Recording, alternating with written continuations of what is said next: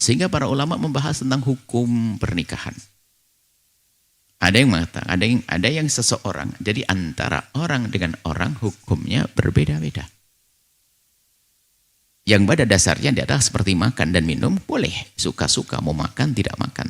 Selagi tidak akan mati, tidak wajib dia makan. Tapi kalau menjadikan dia mati karena tidak makan, maka makan menjadi wajib. Mubah. Pernikahan pun juga seperti itu. Namun ada pernikahan yang nanti menjadi sebab, menjadi wajib karena dia adalah punya kemampuan.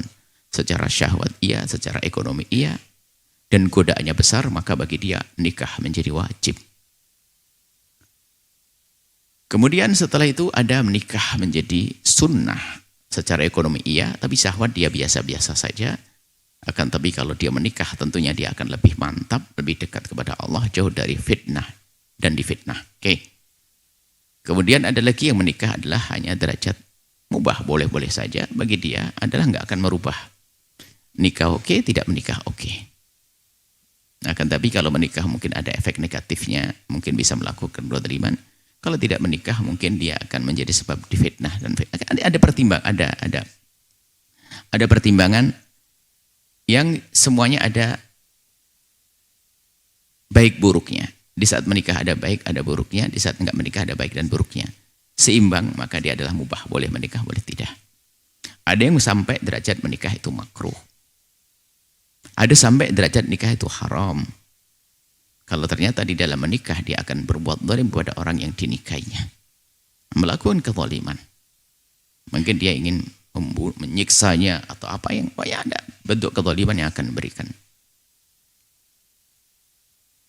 Nah, itu pernikahan, sehingga ada seorang yang tidak boleh bernikah. Atau memang dia tidak punya hasrat menikah tadi.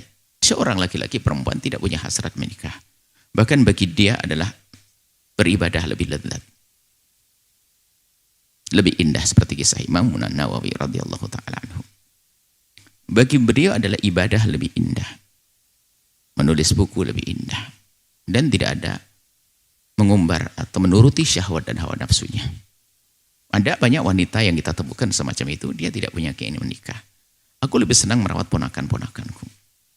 Aku takut kalau menikah. Kita tanya urusan syahwat, saya tidak. Saya tidak pernah berpikir ke sana. Karena memang matanya terjaga. Tidak pernah melihat hal-hal yang tidak baik di handphonenya, di kiri kanannya. Rupanya dia lebih fokus dengan memegang tasbih, sama memegang kalkulator untuk mengumpulkan harta, untuk merawat anak-anak. Dan juga untuk membantu orang lain yang membutuhkannya. Tidak berpikir tentang urusan syahwatnya. Maka bagi dia adalah bagus. Orang semacam itu. Jadi yang tidak punya anak pun ternyata ada yang memang dipilih oleh Allah untuk menjadi wanita semacam itu, laki-laki seperti itu. Bisa saja dia mulia dengan itu semuanya. Ada yang tidak punya anak memang sudah menikah bertahun-tahun tidak punya anak. Dia punya syahwat. Sehingga dia bisa melampiaskan syahwatnya pada yang halal. Halal, bukan yang haram. Halal. Kalau sudah halal, halal. Akan tapi naudzubillah kalau yang haram. Nah kemudian, di samping itu dia juga berharap punya anak dan sebagainya. Sah dia berharap. Akan tapi kalau tidak diberi oleh Allah, tidak boleh menjadikan sebab dia putus hubungan dengan Allah.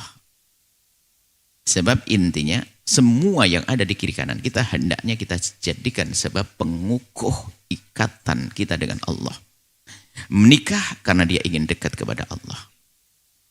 Mencari sahabat, ingin mencari kawan yang mendekatkan diri kepada Allah. Terus begitu, mencari uang, bagaimana dengan hartaku aku semakin dekat kepada Allah. Maka dengan pernikahan menjadi sebab pengen dekat pada Allah. Kalaupun seandainya punya anak, harus semuanya bercita-cita.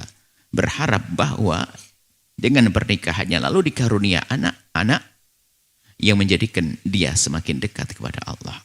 Bukan hanya sekedar berbangga-bangga punya anak. Bukan. Anak ini banggakan anaknya seperti apa sih? Apakah anak durhaka? Anak pemabuk? Anak menjudi? Anak berzina? Anak yang melakukan kehinaan? Bukan. Anak yang dibanggakan tentu anak yang dididik dengan baik dan benar, tumbuh besar dengan kebaikan, nasya'a fi ibadatillahi, tumbuh dengan mendekatkan diri kepada Allah. Nah itulah anak yang dibanggakan. Setelah Anda menyaksikan video ini, jangan lupa berselawat kepada baginda Nabi Muhammad sallallahu alaihi wa alihi wa sahbihi wasallam.